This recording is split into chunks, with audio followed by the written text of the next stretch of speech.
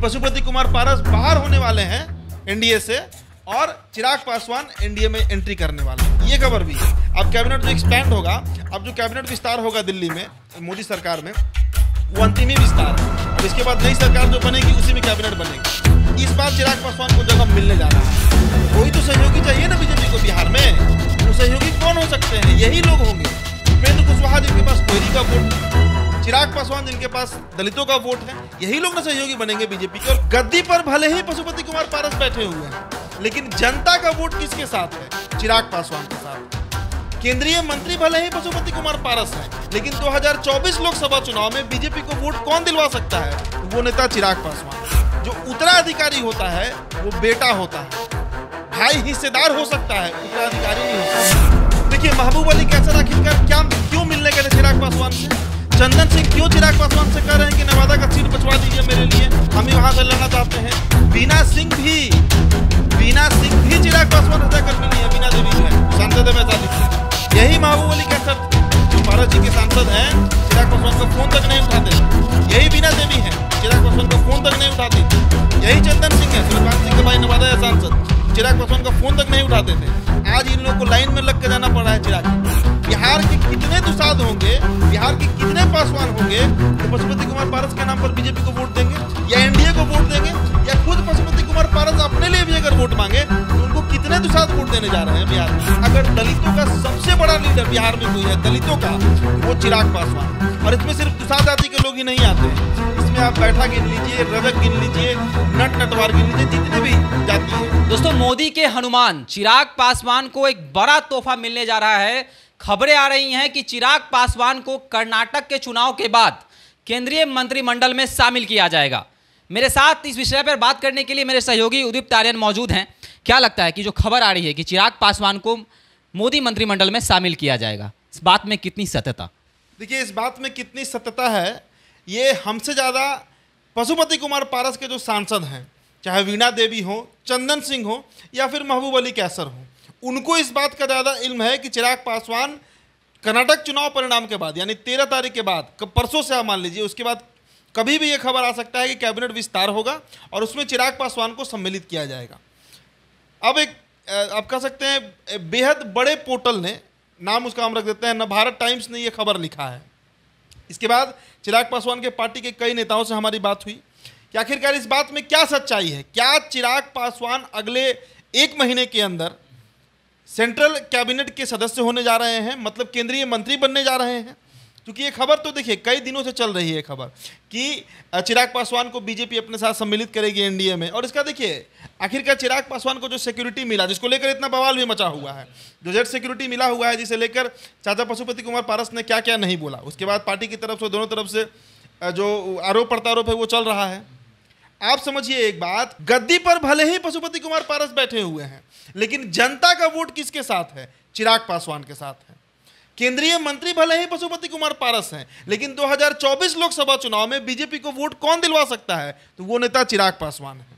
इस बात को बीजेपी समझती है, जानती है, बुझती है, लेकिन अभी गठबंधन का जो पेच है वो पशुपति कुमार पारस के नाम पर ही फंसा हुआ है। आप बताइए हमको शुभम, बिहार के कितने दुसाध होंगे, बिहार के कितने पासवान होंगे जो पशुपति कुमार पारस के नाम पर बीजेपी को वोट देंगे या एनडीए को वोट देंगे, या खुद पशुपति कुमार पारस अपने लिए भी अगर वोट मांगे तो उनको कितने दुसाध वोट देने जा रहे हैं बिहार में? नगण्य हैं, ना के बराबर हैं। आज के समय में अगर दलितों का सबसे बड़ा लीडर बिहार में कोई है दलितों का, तो वो चिराग पासवान है। और इसमें सिर्फ दुसाध जाति के लोग ही नहीं आते हैं, इसमें आप बैठा गिन लीजिए, रजक गिन लीजिए, नटवार गिन लीजिए, जितने भी जाति हैं, सभी के सभी जातियों के एकमात्र नेता अगर कोई है तो वो चिराग पासवान है। और दुसाधों पर तो चिराग पासवान का एक अपना वर्चस्व है, कारण है इनके पिता रामविलास पासवान के द्वारा किया गया काम। रामविलास पासवान सर्वमान्य नेता रहे पासवानों के, और अब वो जगह चिराग पासवान ले चुके हैं। अब आज के समय में ये कहना कि चिराग पासवान और पशुपति कुमार पारस की तुलना हो सकती है वोट के मामले में, तो ये असंभव है। चिराग पासवान ने पिछले 1.5-2 सालों में जितना जमीन पर काम किया और बिहार में जो अचानक से उनका ग्राफ उठा, वो मायने रखता है। अब देखिए बीजेपी के लिए क्यों महत्वपूर्ण हो जाते हैं चिराग पासवान। पहला कारण जिसके चलते चिराग पासवान बीजेपी के लिए मतलब मजबूरी है, वो है वोट, वो है दुसाध वोट, वो है मांझी वोट, वो है रजक वोट, वो है बैठा वोट।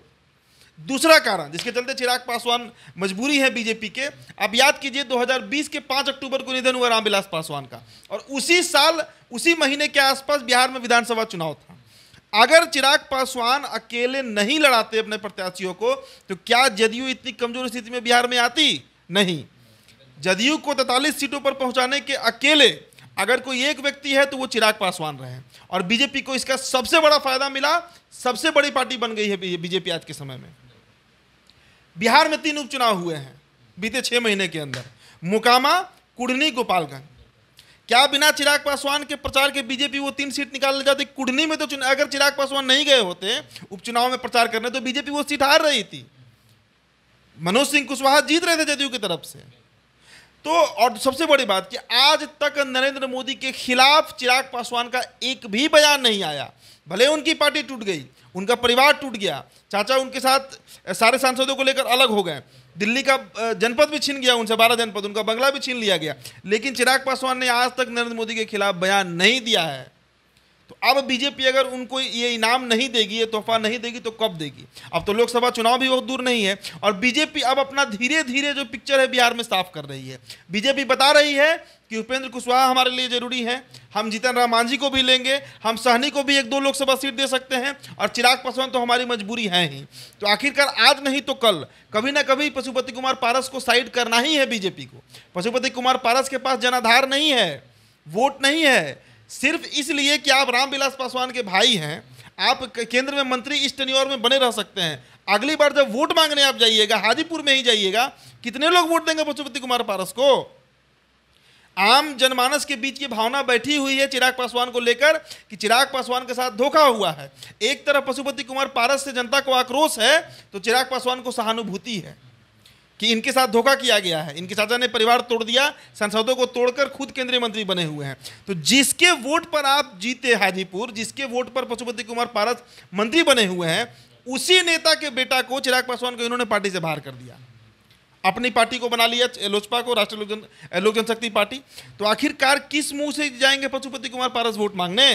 और क्या दिल्ली में बैठे जो बीजेपी के लोग हैं उनको ये बात का इल्म नहीं है? उनको ये बात समझ में नहीं आ रहा होगा कि बिहार में 24 में, आज बताइए एक बात, बीजेपी के साथ बिहार में है कौन?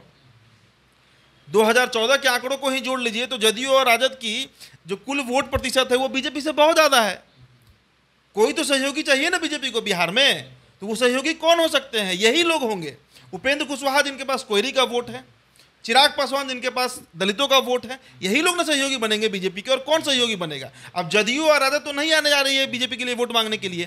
तो इसलिए ये खबर जो है, इस पर आप मानकर चलिए कि अगले 1 से 1.5 महीने के अंदर में चिराग पासवान जो है उनको केंद्रीय कैबिनेट में मंत्रालय मिलने जा रहा है। और खबर तो ये भी छपा है कि पशुपति कुमार पारस बाहर होने वाले हैं एनडीए से, और चिराग पासवान एनडीए में एंट्री करने वाले हैं, ये खबर भी है। अब क्या इसकी सच्चाई है तो आने वाले समय में पता चलेगा, लेकिन चर्चा जोरों पर है।